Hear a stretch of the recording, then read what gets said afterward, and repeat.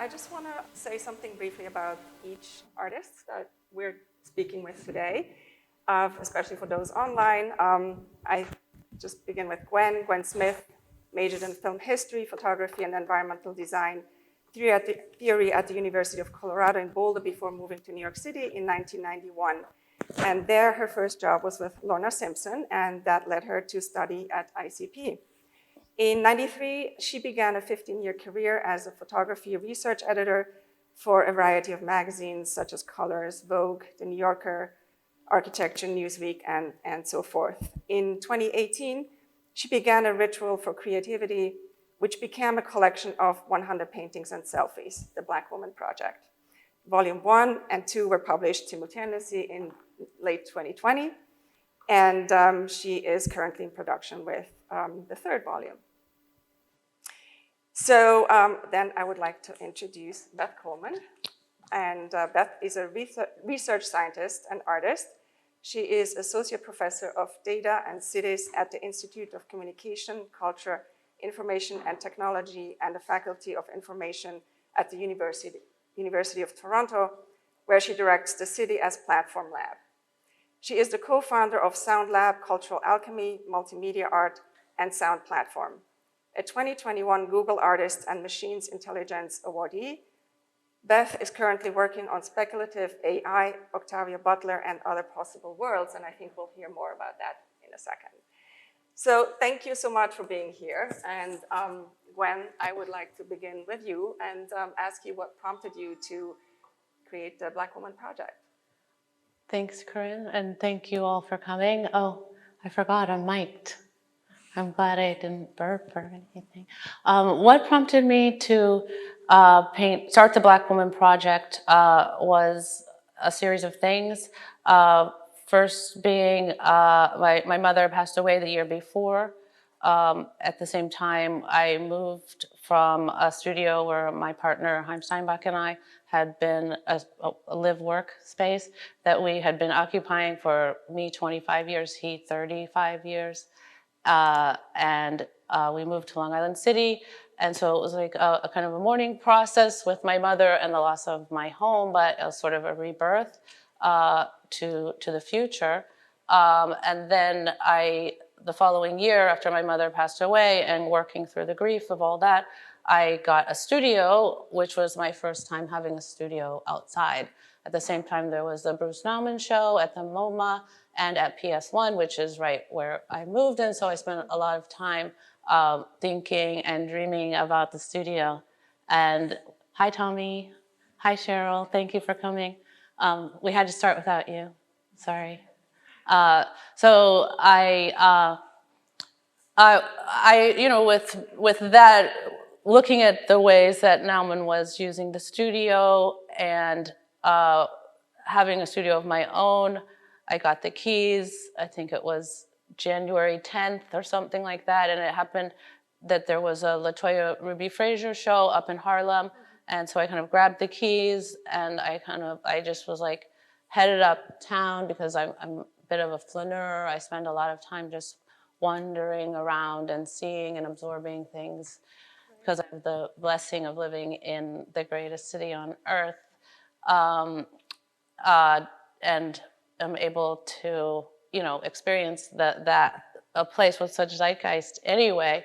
So I went up to LaToya's show because I'm a photographer in general, and I wanted, and I got involved in her work, and she had a book called The Notion of Family that was being presented in some way, and I sort of fell into these self-portraits that she had taken, but not really knowing that they were self-portraits, just seeing these images of this Black woman in this beautiful setting, but almost abject setting as well. And and as I got to investigate LaToya and her life, I just found her story to be so compelling, and the way that the value of life was instilled upon her in this town in Pennsylvania where, her whole family was being sort of slowly but surely picked off by, bad water, closing factory plants, et cetera, but all the while, the dignity and beauty and love that she felt exuded from these photographs that she had taken of herself. And I decided, like, this is what I want to do, but I need to step away from the lens, but I'm going to teach myself how to paint this moment. And she portrayed her family in very intimate moments. Exactly, right? and I learned more about it later as I researched, but it was really LaToya who sort of sparked the interest in myself and that connection to the loss of my mother, and then trying to find my way through a new creative process. So I set this ritual for myself each time I went to the studio. I would paint a Black woman and then get on with whatever other ideas I had in my head to pursue. So she was the first portrait that you painted? She was the She was the first and second portrait that I painted. Okay. And again, I didn't really know that what I was doing or that it was LaToya Ruby Frazier, not until I went back and researched. And then she indeed was the 100th painting, because then after I figured out what I was doing, then I returned to LaToya's image to end. So each volume also ends with a photographer who I sort of admire. So what also happened was there was like a shift, and I got to sort of become each woman. Each one I painted, I obviously admired, but as well. So what I wanted to get into is you enter the studio every morning, and then you would take a selfie first, right? So as a photographer, you first proceeded with a photography of yourself, and then proceeded to painting a woman, a portrait of a woman that you admired in some way. Did you think about that woman when you took a picture of yourself? Did you try to connect with that persona of that woman that you later painted? Yes, it definitely was like there definitely was a conscious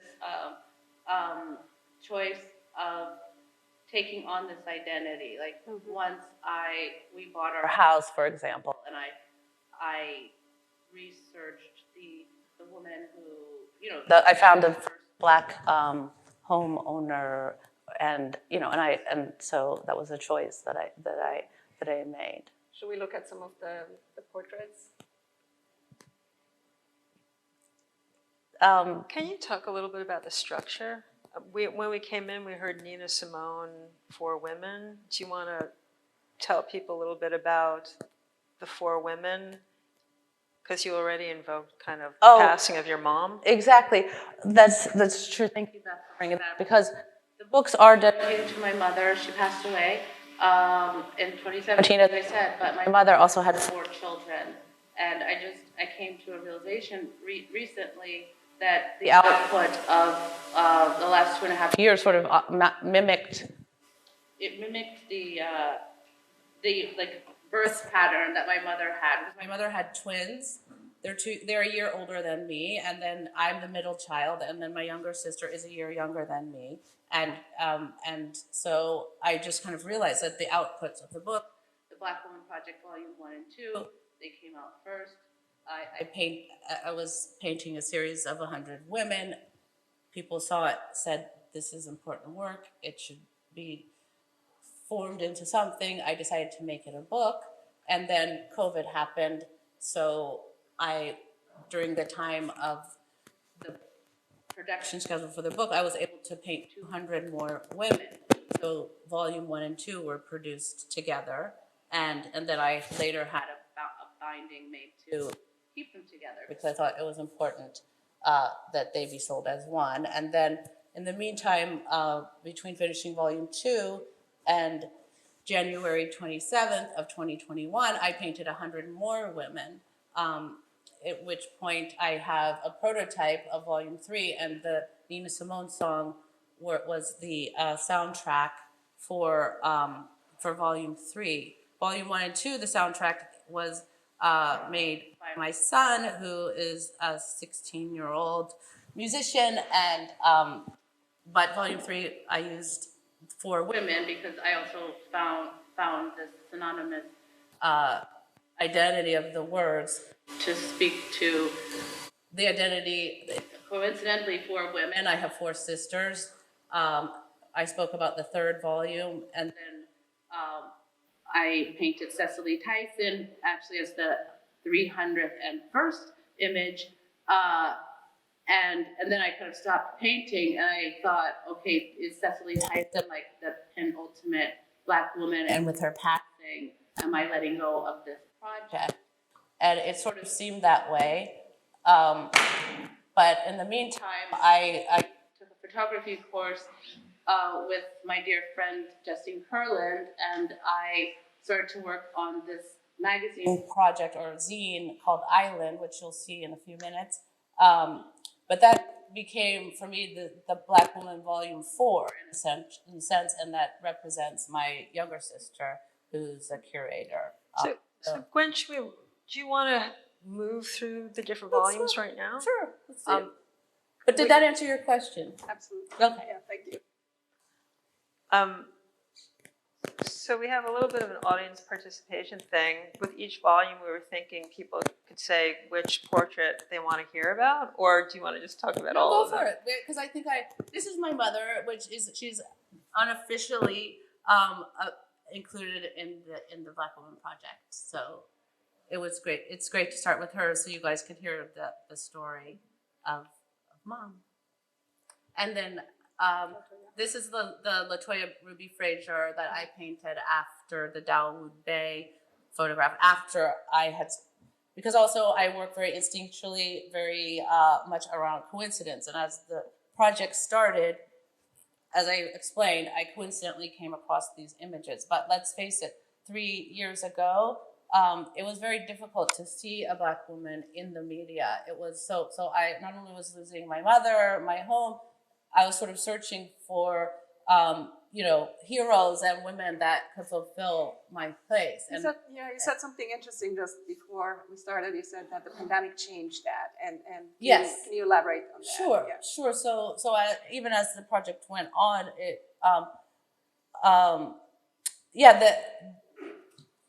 kind of like caught up. The project sort of caught up to itself, and by the time the pandemic happened, then Brianna was shot, and I just kept having it just started to happen. Even my own Instagram feed or my sources, it wasn't like I didn't have to go to Google images to find a Black woman to paint that day. Haim would bring me an obituary, and this is like the first person that possibly could have died from COVID. She's not in the slideshow, and I'm forgetting her name, but she was like a writer, and so that kind of started it, and then it just kind of exploded into just how incredible Black women are, how in a crisis point, in a time when you have to hear the word no, or wait in line, or calm down, or and it's just really interesting now that who's fulfilling those roles now, right. And it's us, and and I think it's just it's so wonderful, and it's also so sad that it took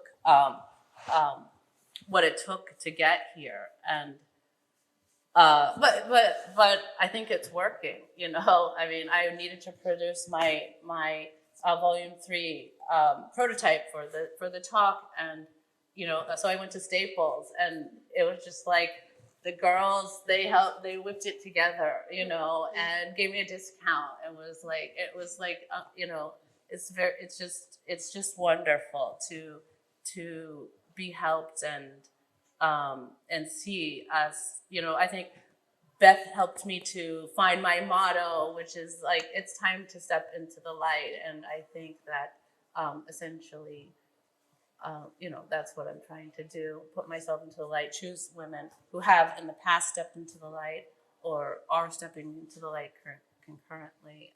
So I didn't help you find it. I just said it back when you said it to me. Can you say a little bit more for the assembled about what that means? Well, yeah, I just, within my family structure, within the diaspora in general, I think, you know, I think that like I set up my life to be, a partner, and then at a certain time, I decided like it was time to like, to feel what it would be like to have the light shining on me, and then through that, I chose women who I felt the light coming from, and some who have helped me, some who I didn't know, some who I grew up that my mother told me about the light that these people had. So yeah, and then in my portrait that I had taken, it was really important. My friend and protege Anthony Damari Thomas, he started to make these photographs of Black people coming out of light, and I was like, please do that for me. I want to come out of the light as well. So, yeah. So, but again, yeah. Then there, of course, like Angela Davis, for example. I went to my son's school, and as everybody is becoming woke, and this is like a board of, I painted Angela Davis because I had it, but at the same time, there was a board on the wall that. Have you met her? I have not met her, but it would be an incredible, entry point. Do you let them know that you painted them? Do you contact them? No, not necessarily. In the case of Beth or other people who I'm friends with, but I don't normally choose to paint people that I know, except if they meet my light stepping in criteria, then yes, of course I will. But it's not always about that. It's not, it isn't necessarily like a family project as well. Like words like family or sister or brother or these kind of words are more triggering for me. So I'm looking for like trying to find like my people, and so so like Oprah, she's in the light, like she's found the light a long time ago. So like I didn't necessarily paint her, but yeah, like the woman who's helping Detroit, use compost. Passion Murray? Yeah. Yeah. Like for, finding out about that, like a Black woman who's, using her brain, science, to help humanity, not necessarily for fame and fortune, which isn't all a bad idea either. But like if I painted Nicki Minaj, for example, it was probably because she was in Bust magazine, and I was looking at Bust, trying to find all the Black women in Bust magazine, and those are the kind of exercises that I would start with doing. But now I don't have to do that anymore because it's like I get to see us represented. Do you include information about these women in the books? In the index in the back of each book, there is maybe a 2-sentence summary of their life, as well as a sort of a structure that's based around an artist named Ankawara, who I'm very influenced by. But it's just a way, like we talked about, taking the selfie, recording the metadata of that day. So it's not really like, I'm not really dressing up to be this person or trying to pretend at all that I am the person, but I get a second to be that person through the process of creating about them. So there's a moment of reflection and exactly. Through the photography, the exactly, selfie. Yeah. Exactly.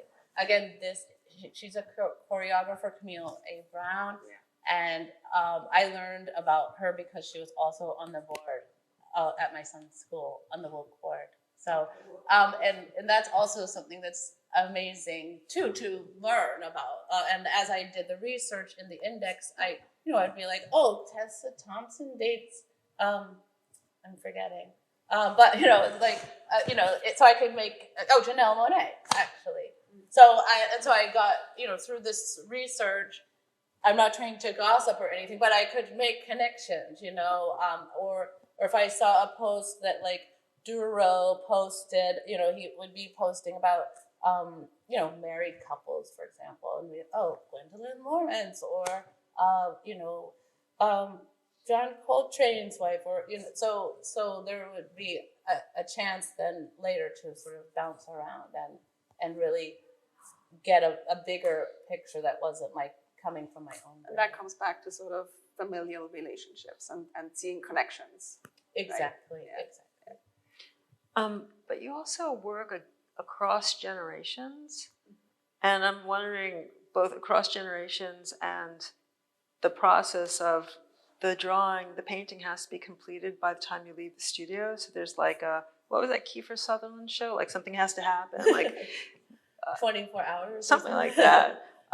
So how does kind of like the time constraints relate to how it happens? Is this a constraint that helps you produce a kind of freedom, or how did that work for you? That's an interesting question. I mean, because it was an impetus for creativity to get other work done, it sort of seemed like automatic. And as well, because I wouldn't say I didn't know how to paint, but I didn't know how to paint. So it was like so it was like I kind of sat down and it actually just started to happen. Like I still don't know how to paint, but I know how to sit down and then activate something. And that did stop happening when I had Lyme's disease with Cecily Tyson, but at the same time, that's just how I'm like sort of wired that way. So like once I sat down, I could create it. What is the medium that you use? I started using watercolor. At first for the first 7, perhaps I even used a pencil and then painted a top. But then I, forget the pencil, and as I got better, I used watercolor. And then at a certain point I found this like tempera. It was like a pressed tempera, and it really had a quality, like a chunky quality to it that I really liked, that I felt showed like this amazing texture with the hair and the skin. And again, like in volume 1, I've told this story several times, but at the beginning I was trying to shade, and I would make kind of lines, and then maybe 60 or 70 drawings in, I showed my son, who was 15 at the time. He was like, "Mom, like, you're just making lines. Why don't you shade?" And I realized, like, okay, yeah, like it's okay to shade.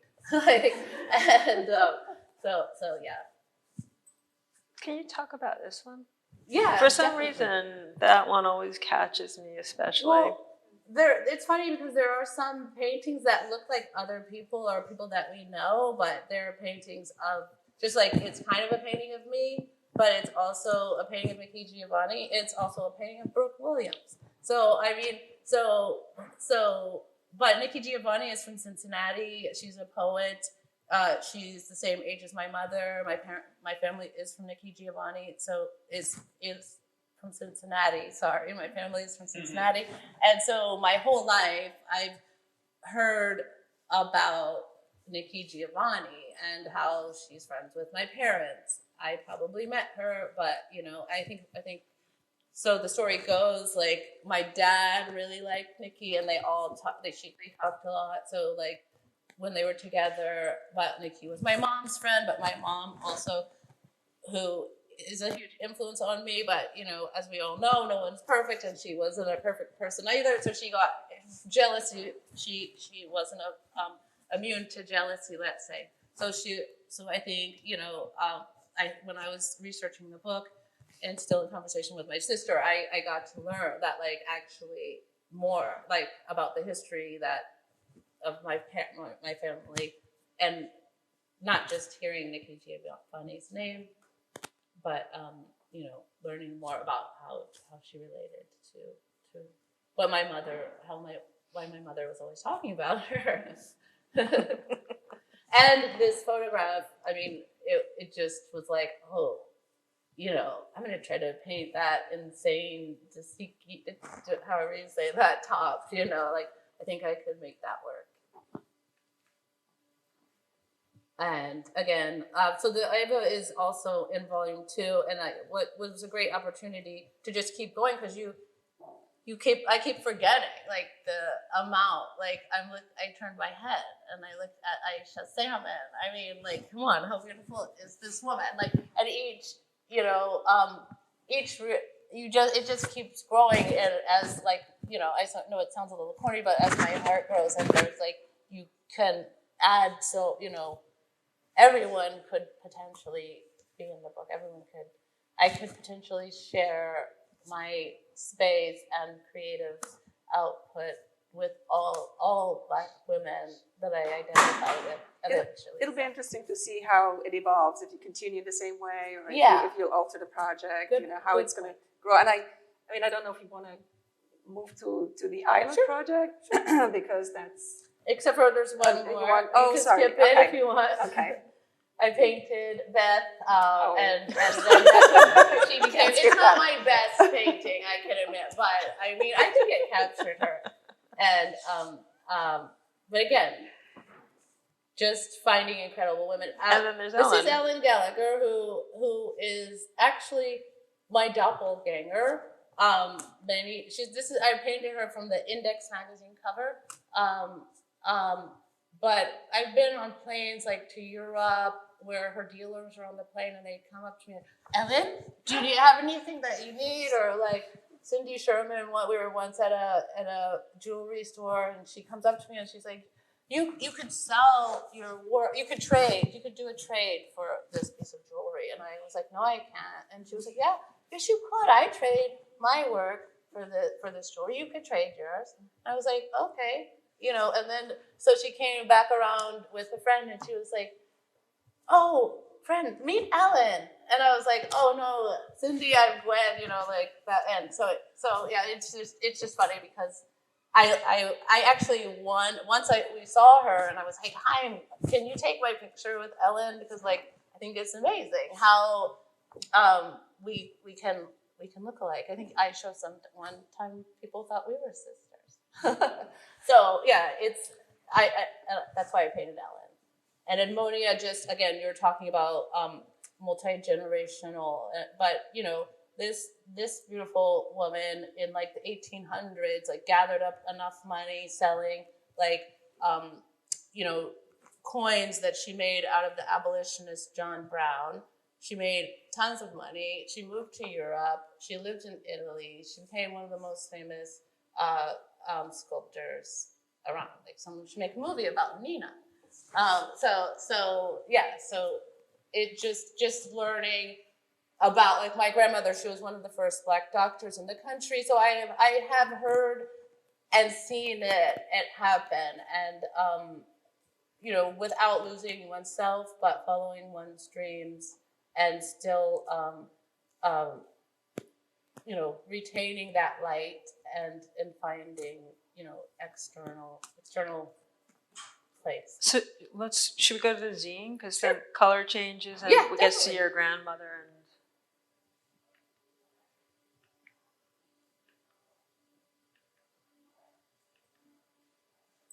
there's Cicely. Do you want to talk about this last one? Well, last week I came to the opening, which you guys should all see, the amazing work by Tomasi Jackson. And she, you know, I have never met Tomasi before coming to the event. And when I came, I just like stood in front of her, like to meet her. And suddenly I feel this incredible warm hug, you know, and she just took me into her arms, and she literally, like, you know, sort of enveloped me. And I got to, you know, do that thing where I could trade DNA with that person right then and there. And I realized, like, okay, I'm back. Like, I'm ready to start, like, that rigor that I had lost. I think, you know, Tomasi kind of gave me, you know, the inspiration to always question the place where I'm in, to, you know, give acknowledgement, which I'm sorry I didn't start this way, but to the, that this is stolen land. I think the Shinnecock Indians were here first, or the Shinnecock Nation, excuse me, and just to acknowledge these things and to learn and unlearn. And it also reminds me of our project, like how the AI is doing, and how we also just all of us in general just need to be more conscious about language, feelings of others, the past, the future, Yeah, and just like holding each other and enveloping each other, and like even momentarily becoming that person for a moment to get a better and a deeper understanding of who they are and who we are.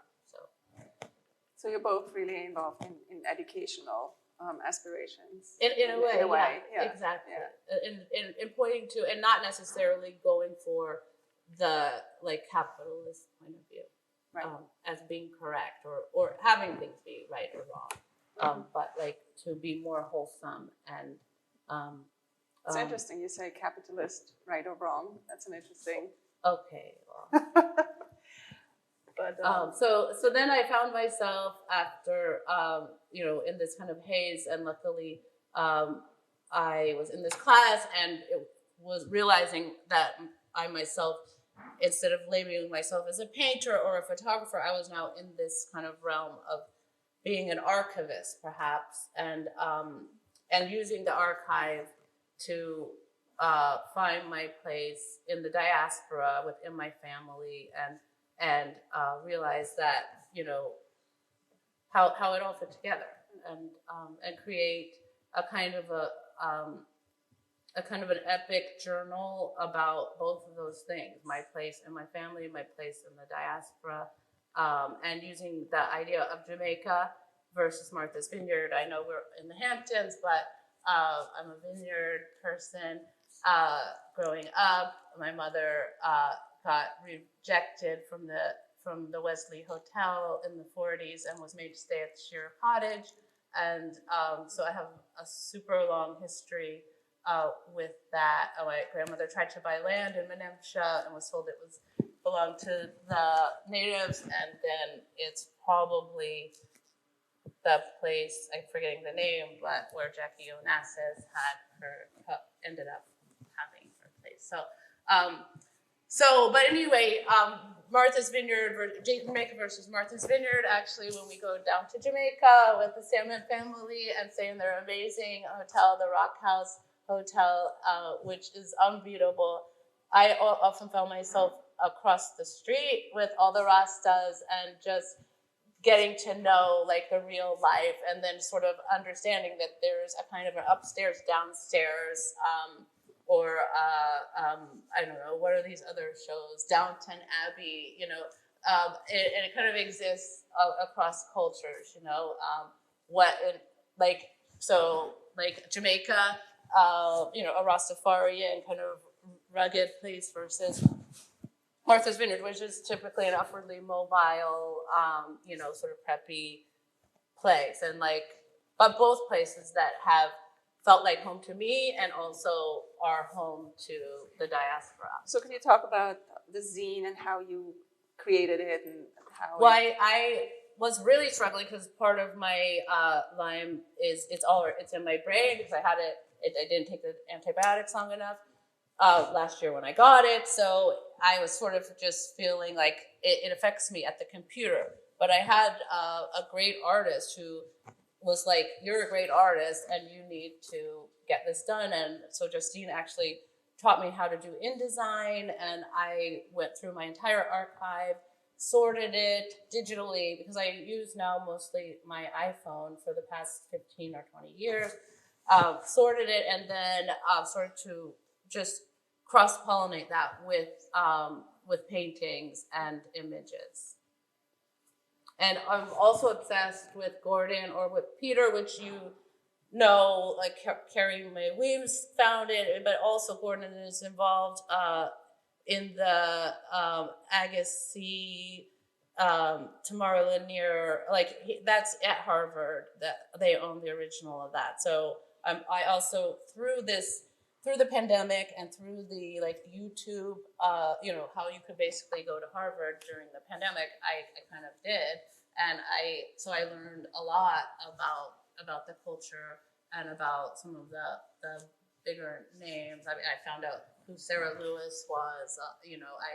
I found out there were other curators at the Studio Museum of Harlem besides Thelma, Larry Stark. So I kept learning about things, and I kept finding images. But Whipped Peter or Gordon, is someone that I in my new work, I try to always make sure he's there. So, but anyway, if you see any magazine cover today with a Black person on it, you will see that they are in the position of whipped Peter, and they're so we don't forget this beautiful image, and then just it's also a lot about juxtapositions, this idea of verses, which is the culture is using. And also I grew up in a very competitive state, with my sisters. That's like, so I think part of the culture in the diaspora, it works with a kind of a spread and looking at, this identity of, with a little bit of built-in competition. So you're sort of bringing back photography into the work. Photography, yes. And painting. I know. Yeah. Well, I didn't stop anything, but it's a kind of a collection. I've even included images that I made in college, and which worked with collage, and so I'm rebuilding these images. Right. Can you talk about those two? Sure. So this is a photograph, a collage that I made in college, and this is a painting that my grandmother made in the 30s, the one who was the first Black doctor, and then it's got the skylark. I collaged it with the skylark, which is a new hotel on the beach that just opened. But the patterning, my grandmother having a nude paint, a painting of herself in the nude, and just those connections and coincidences that, I'm an archivist, I make photos, I draw, but I also think that the idea of coincidence is something that I definitely use as a medium. So this is sort of about coincidence and about that return.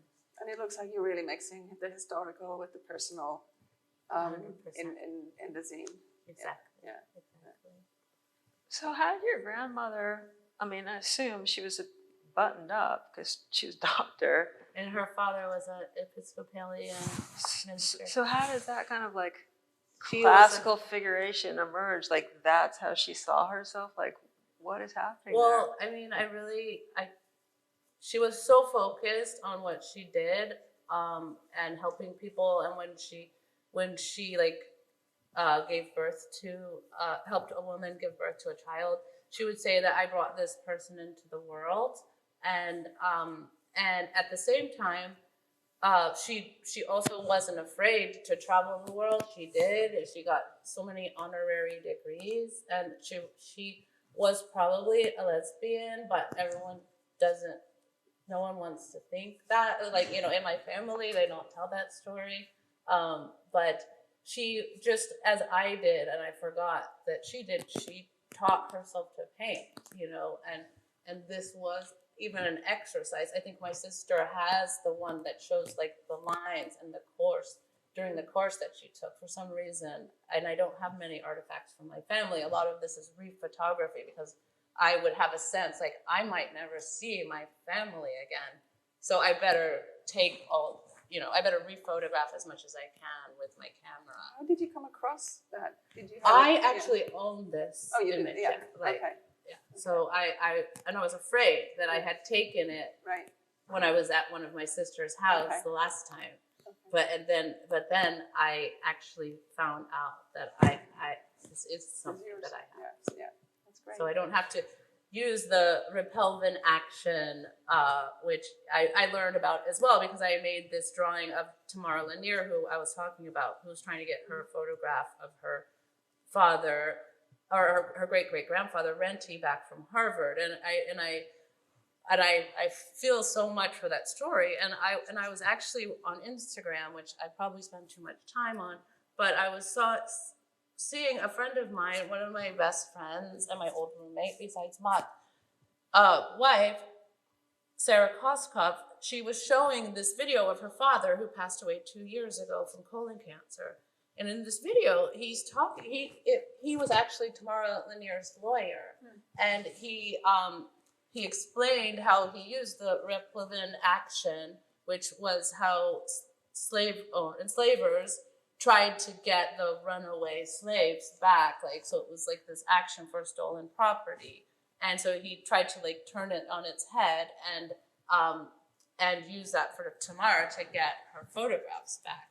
And I just thought like that really, it really was like magical, a huge coincidence that I first of all watched the video that Sarah had on Instagram, that I took that time for that particular post, and that I learned something about it, and that now I'm like connected to Tamara through Todd and Sarah.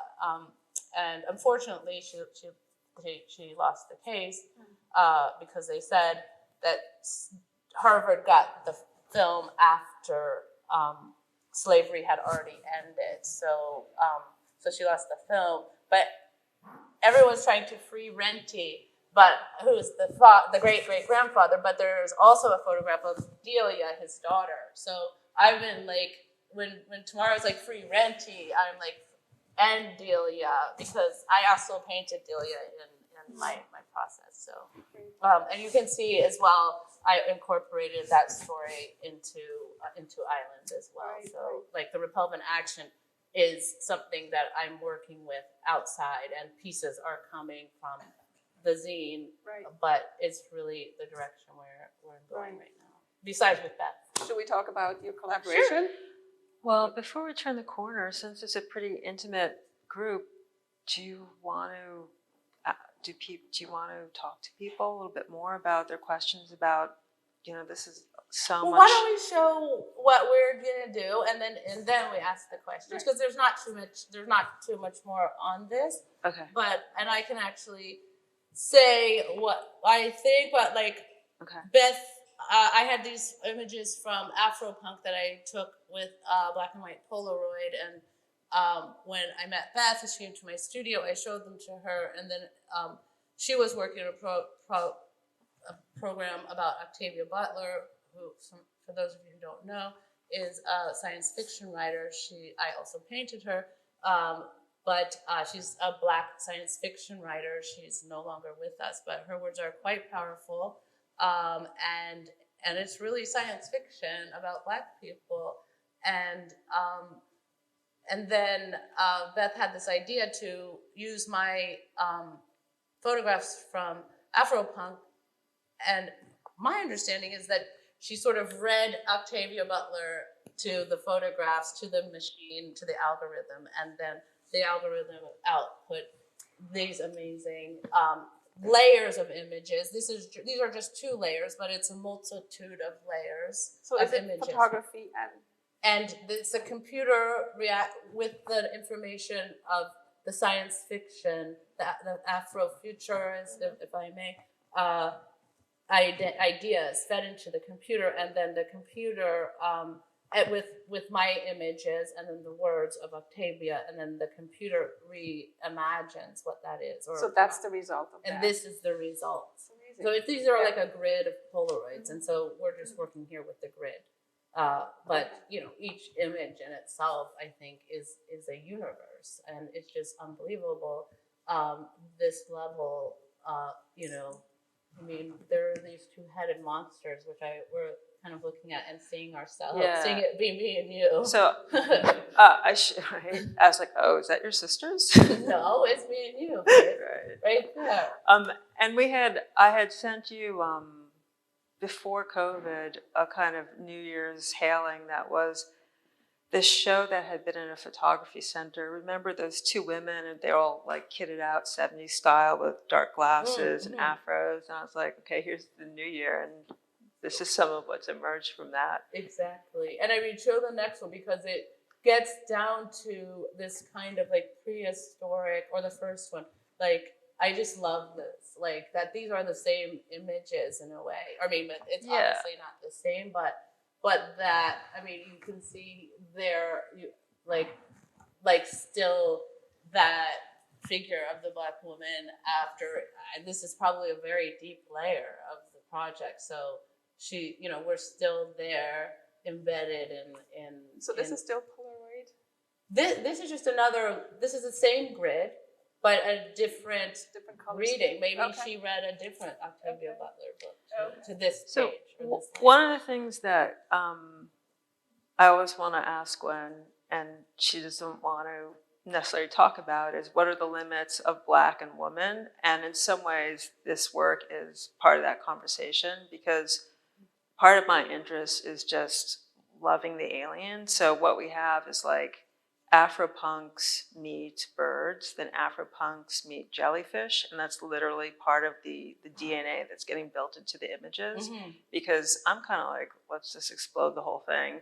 And when you said, "Oh, you all could be in my project," I was like, "Oh wait, now you're coming over, you're coming over the other side, like everyone." Right. So just wondering, kind of both the need for the Black woman and the Black Woman Project and stepping into the light, and also what the limits are and maybe exploding those limits. So that's some of what that conversation is. And then just Beth and I are about to take 10 days together and go work and see what we can come up with as well. And also just in speaking with her and exposing to her my process, it's just been really helpful, because she's just like, oh, you're, that's self-financed. This is a foundation. So we're building the Gwen Smith the Black Woman Project Foundation, and that is essentially what we're sort of launching with our retreat, and with the further work with the Octavia Butler, which I call Octavia Punk. But like you say, I think that the future, that it can keep going, or it can keep returning to like the basic elements, because I think rather than like creating a competitive structure, like I mentioned, capitalism, I'm more interested in a kind of a more wholesome,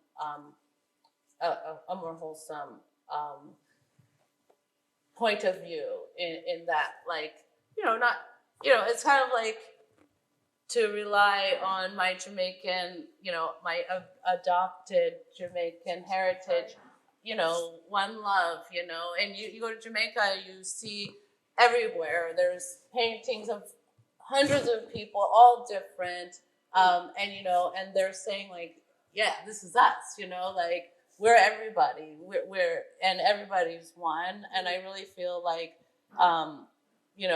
having been like the only Black woman in situations my whole life, I wanted to go to Howard, but I went to University of Colorado. So it's like I've always been like one of the only Black women, even here today,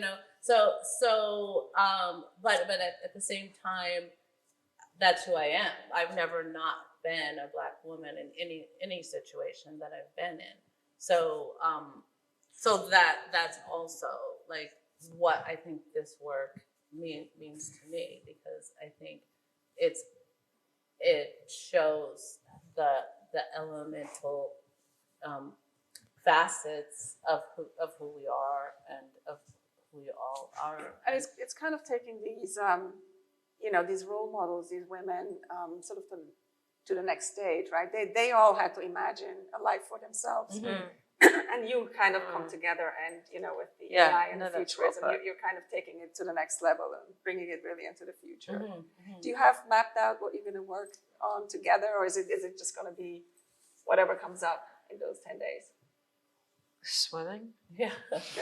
I'm obsessed with paddle boarding and swimming, and just like I think what I really want it to be is a place where like we can really like help each other, and I think it's important to like really help one another, and like I can't do anything on a computer without like crying or like having a breakdown right now, and I'm sure she can like do it with her toes, like standing on her head, you know? So like there are just those sorts of things, but just also like, I'm not like outwardly, you know, spiritual, but I do, you know, I wake up every day, I do yoga, I breathe, I do Wim Hof, and, you know, and I'm sure that that I can also help Beth in some ways during our 10-day retreat, and I'm sure that I could, you know, and so that is the exchange, really, just to really be there for each other without having like an idea of like, oh, this is a family, or this is my sister, or this is my brother, because for me those words they don't really hold up. But when I create like this is my people, and this is how I, you know, and this is a time for sharing, which is what, thank you guys for sharing this time, and everyone out there. Should we maybe open it up to questions? Yeah. Yeah. Oh, I'm gonna go back to one of your kind of so just close your eyes if this gives you vertigo. I don't want anybody thrown up. No, me. Okay. Volume 3. Okay, yeah. Okay, The grid. great. I'm really into grids. Yeah. Oh, so you want to just talk about the grid? Because it's funny because it's funny too because each grid sort of like darkens up a little bit. Like it starts like very fine. As I said, I was using basically line, and then I started to shade, and I got, by the third volume, I just, you know, it came so quickly, and I feel like I knew what I was doing, even though it's never me who's painting it. It's just coming through me. So, but, you know, I just got to find out about so many people, like Asia Monet. I want to make out with her. She's so beautiful and so cool. And she's this woman who started the like New Eurekan Poetry Cafe, and now she's like a superstar, you know. But I just, you know, it was just fun. Or like someone who I grew up with in Martha's Vineyard. I really don't paint too many people that I know, but I painted Maria Weaver because Maria Weaver is the great granddaughter of Frederick Douglass. So and so and then she was at Comcast, and then she got a huge job like at Capitol Records or something. And so I wanted to show her for stepping into the light. Or the great Nona Faustine, who just had a show at Higher Pictures Generation that just closed, which was absolutely phenomenal. It's a story of her and her daughter, whose name is Queen, and they're just the most vulnerable images that I've seen. Or Stacey Ann Chin, who's a writer and who you know, writes on Instagram about her life and her struggles as a lesbian with a child. I mean, and just, or Jamaica Kincaid, who actually in my zine I embarrassingly spelled wrong. I spelled Jamaica wrong. Or Colleen Smith, or just learning about tomorrow, or Howardina Pindell, or that Beth Ann Hardison is a person, or that Robin Givens, who's directing the Washington Post. I mean, I just keep finding more and more women of, you know, or we just keep getting more jobs, more directorships. It's really very educational. And it's even hard for me because I have ADHD, Lyme disease, to get these, to retain all of this, you know, to be able to play with our in dialogue with professors or people who go to Harvard. You know, I needed to create a system in that I could retain all this information. Right. And for me, this is the way that I did it. Like, I didn't even know who Megan Thee Stallion was until I was having my last talk with Beth. So, you know, I found out who she was, and I had to paint her immediately. Right. So it's just amazing. So now I know, you know, now I'll never forget that. And that's what happens. Once I paint a Black woman, I really do. I now have that person inside of me in a sense, and I can tell you what they do. Yeah, exactly. Yeah. Should we see if there's some questions? Any questions? I don't want my head in the game. Yes. No, Nina No? just said I was fine. Oh, okay. I have a couple questions, but I'll ask you one. How do you decide, you've spoken a little about this, but when you decide on the woman you're going to paint, there are many images available sometimes, maybe just one. How do you decide what age to paint them at? Are you taken by a certain photo of them? Or? Great question. Corinne spoke a little bit about that in the introduction, but when I was in the workforce, which I worked very rigorously in the as a photo editor from the second I moved to New York until I had my child, and I was a photo research editor, which meant I wasn't really producing shoots, but I was. I worked like at the New Yorker. I worked for Hilton Alls. If he was writing a story, then and it wasn't about like a specific author, I would like research that. Or I often worked for the goings on section, so I had to work, like find reference pictures for like Mark. I forget his name, but like so I knew how to get reference pictures that. An illustrator, I know how to get like that an illustrator would want to use, and so I think because of my and there's Patty, that's who got me started as a photo research editor when I first moved to New York. Thank you. So yeah, I feel like that training, that 15-year training, sort of helped me. To just be able to, it didn't take long, and now like there's just, even though I'm practically a Luddite, just like looking, typing in Google images and I kind of, it's interesting, but I just sort of, it's just not really a choice. It's something that like I feel like okay, I could execute that, or the moment, like it really is like. The feeling that they're giving off, that and it could be like Toni Morrison.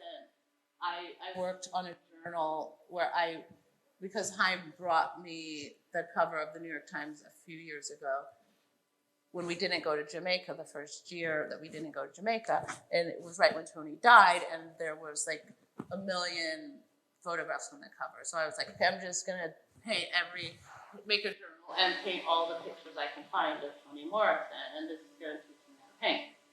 And then once I finished Toni Morrison, I was like, well, I got to do Maya Angelou too, and I still have a few pages in the journal, and I'm like thinking, okay, I got to do Alice Walker, but I have a problem with Alice Walker, so it's really hard for me also to paint women that I don't like jive with, but I really want to do that. Like that's the next stage, But yeah, so it's just it doesn't matter the age. It's sort of just like I said, coincidence or the feeling.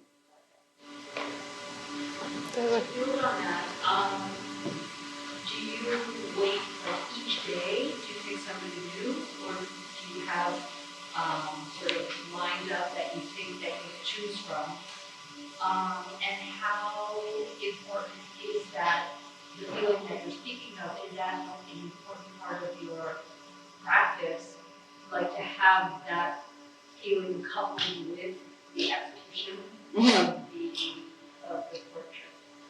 Well, at the beginnings, it's mostly coincidence, and then as I get closer to 100, to the 100th image, I find that I do have in line, but then I have it more lined up. Like, so when I'm at 90, then I'm like, okay, maybe, because I know I want to end with Dina Lawson. I know I want to end with Mimi Smith. I know I want to end with LaToya. But then it's, so that I had like Pauly Smith. I wanted to paint her since the very beginning, but she kept getting pushed back. So then now at volume 3 at the end, I'm like, I gotta get Pauly Smith in there. But then this beautiful Black girl like creates a new definition for racism for the Merriam, Webster dictionary. So I'm like, oh well, somebody's gonna get bumped because she's got to get in there, So that's how. kind of works like that. Kelly? I might have mentioned this to you when we were talking just generally, but I was thinking, well, I mean, I love how this is this kind of atlas building project. And, I also love now in this collaboration with Beth that that your magazine history, so you're already going into this like deep archive of collective consciousness, collective memory bank to get to here, which is this new thing that you're building out of your own kind of consciousness. And now together you're kind of inventing these images, and it's a completely new archive. And I was just wondering, thinking of other precedents like Amy Warner or August Sander, if any of those kind of historical projects that really tried to capture a population were touch points for you.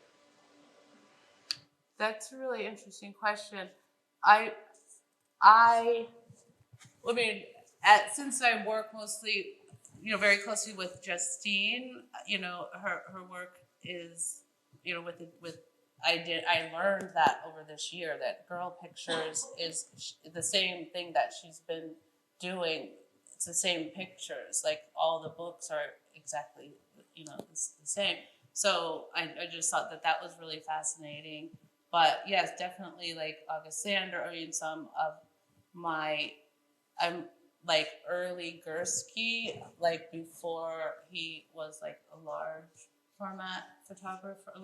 Before, I don't know what format, but before the images like took up the whole wall. But like we used to stay in Italy at Heinz dealer Leah Ruma's house in her like living room, and she had a 20 by 24 Gursky that of a ferry, which reminded me of Martha's Vineyard, but it was a ferry going somewhere in Germany, and it was just like incredible picture that like was just like that's what I want to do. Like I want to just take pictures of leisure, because art and leisure like that. I grew up like with a rigorous New York Times reader, and I always saw that together. But then I got together with an artist 30 years ago, and I was just like, wait, where's the leisure? I don't have too much leisure happening. So I was like, so I really like consciously really wanted that art to show up in my work, like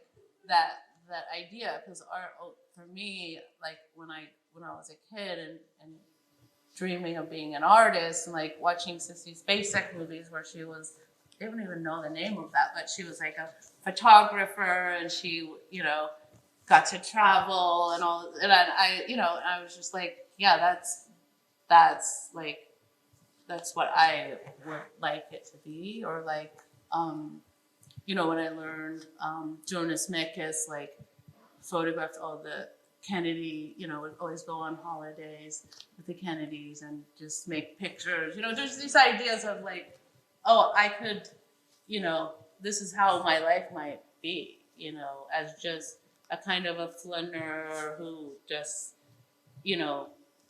hangs out and creates things and attracts cool people to me. So those were like some ideas. And then like coming out here with my friend Tommy, who got to be great friends with Peter Beard, and just having experiences. I mean, I'm already with like the best artist that ever walked the earth, who's like doing insane, risk-taking moves, and I'm just so proud that like I am with someone who doesn't like just do something normal, and like tries really hard to like make new paradigms, so that is something that is like, to be an artist, it is, I know I can't just be, just do like the regular stuff. It has to sort of go beyond that in a way. So I hope that answers your question. Aisha. I'm just blown away from executing. How long does it take you to make these paintings? And also, what would you say the youngest person? Oh, that's a question too, because it takes me, I would say, anywhere from an hour to 3 hours. But I usually try to get it done in one sitting, just because I'm a bit, my brain functioning is like scattered. So I usually try to get it done. There's a few that I will have come back to, and as I've worked and my new work, I will leave and come back to. But these I try to finish, in one sitting, so that I can go on to another idea that I want to work on beyond that. And then the youngest person I did paint Ruby Bridges, who was the first child to segregate a school in the South, in the 60s, I think it was. And I think she was 6 in that picture. But since I also painted George Floyd's daughter, as soon as I saw her on the news say, "My father changed the world," I was just like, what? Like, that 7-year-old just said that? Like, that's what happened. That's what's happening, And of course now, Biden says it all the time. And, but yeah, like as soon as she said that, I was like, got out my paintbrush and found a picture of her online and painted her. And then I still think Ruby's winning, but I also painted Dee Nice's daughter, Dylan, because Dee Nice is a DJ who kind of changed the whole pandemic for everyone. He started to play music every day on the internet for hours and hours and hours and hours and hours, and the whole culture. Obama listens, everyone steps in, and actually, so I got really inspired by Dee Nice because he was giving so much light to people, and so I painted his daughter, and I also painted Kathy Sledge out of that because she also comes on to I think it's called Club Quarantine. She comes on a lot to Club Quarantine, and my mother, because I had 3 sisters and we were all so close in age, that my mother always thought that we would be, like Sister Sledge, So I've been sort of working with Sister Sledge is another trope that I'm working with in some of my work now, because and they're all different ages, and there's these early pictures, and they actually do look a lot like us, even though they had a bigger age difference between them.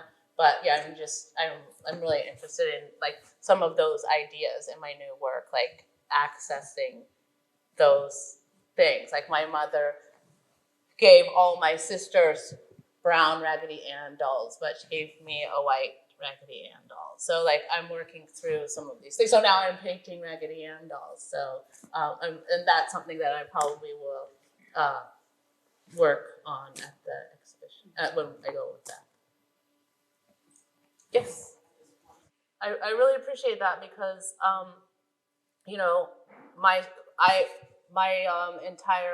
both my parents have passed, so.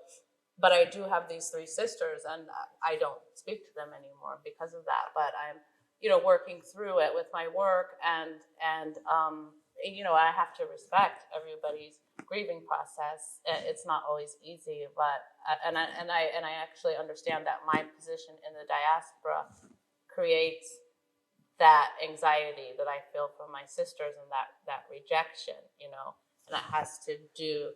It's just a whole nother conference that we could get into, but obviously, colorism and things like that in the Black world, but it's another reason why I really wanted to make the Black Woman Project, because I'm not trying to pass off as anything, but I know that the trauma of my DNA includes, an Anglo-Saxon, a very large Anglo-Saxon element that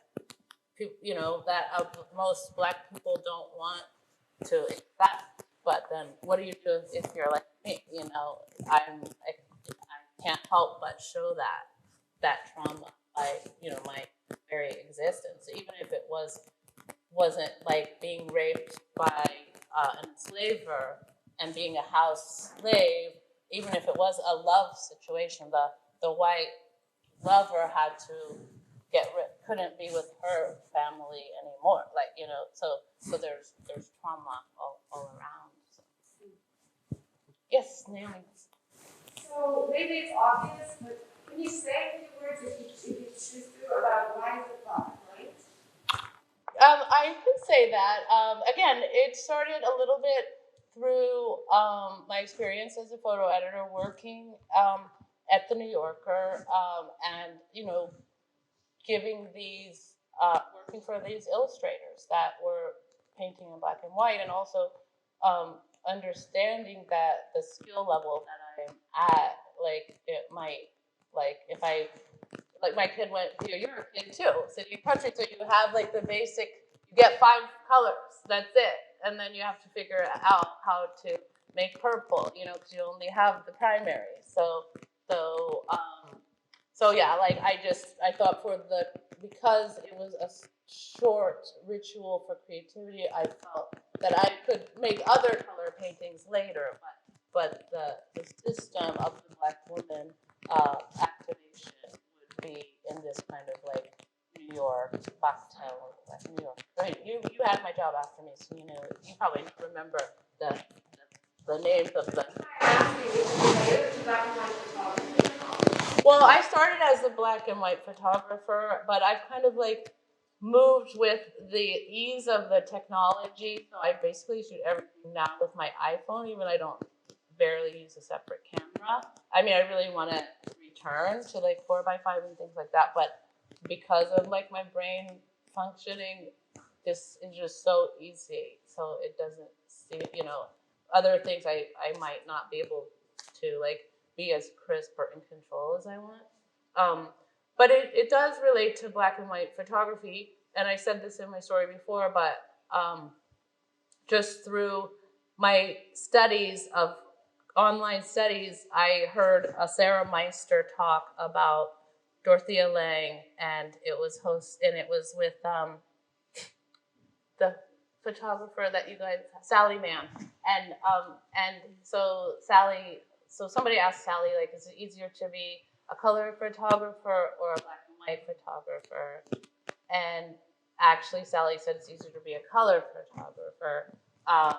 But the only reason she was a black and white photographer was because the film was cheaper when she started, so she couldn't really afford it. So she just started to use, she just started to become a master at what she had at hand. So I sort of liked that as well, because to make more out of less, I guess. I kind of like stepped into that challenge. I was wondering also, you spoke about this project with Beth, and so the process, I just wanted to understand it a little more. You take the words. You got to talk to the scientist. It's extremely boring if I tell you. But is there a program? Because I've been doing some TAing at SciArc, and I was telling you guys last night, but there a lot of them were saying that they have a program that they use.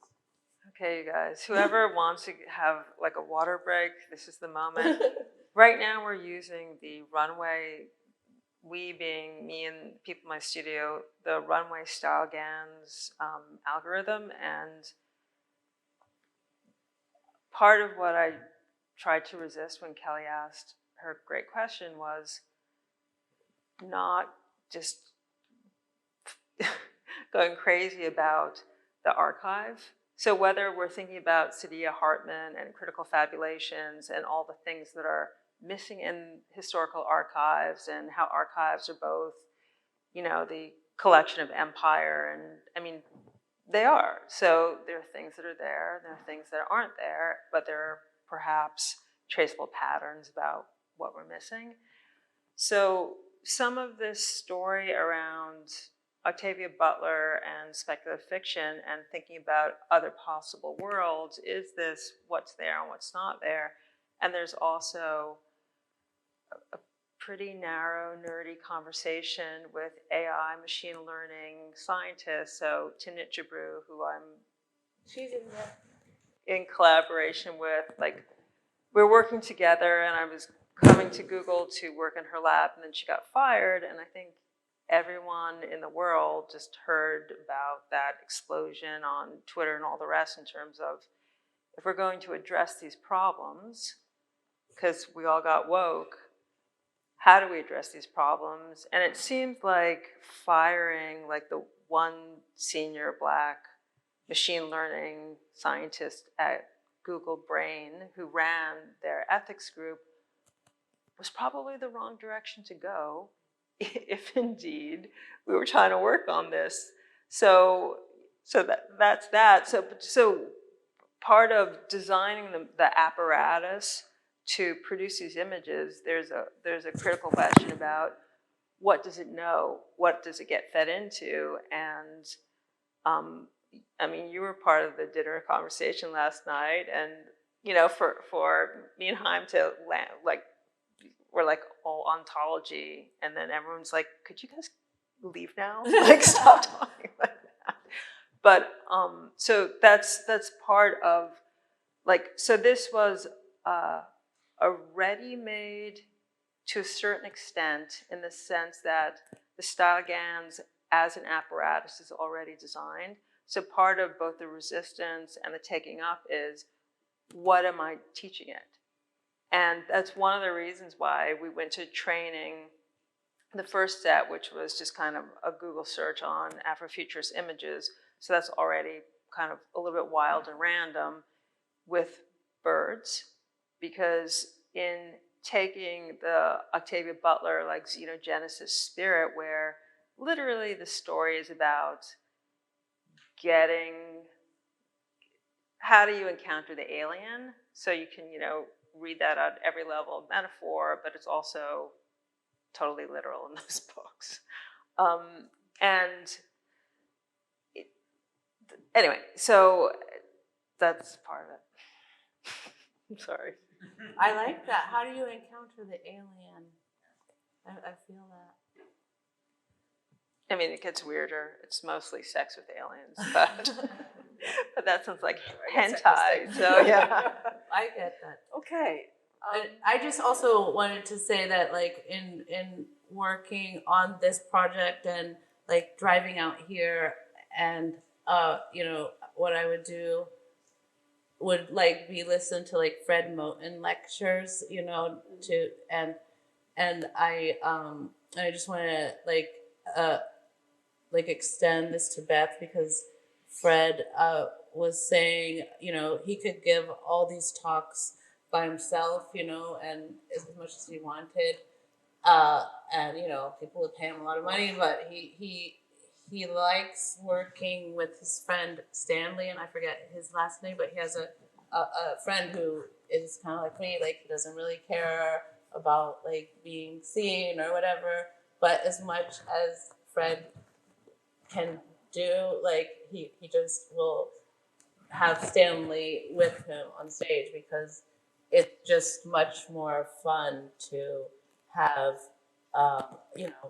to share and to have a companion. And so I just wanted to let you know, to say thank you, and to say thank you to Fred for explaining that to me, because it's true.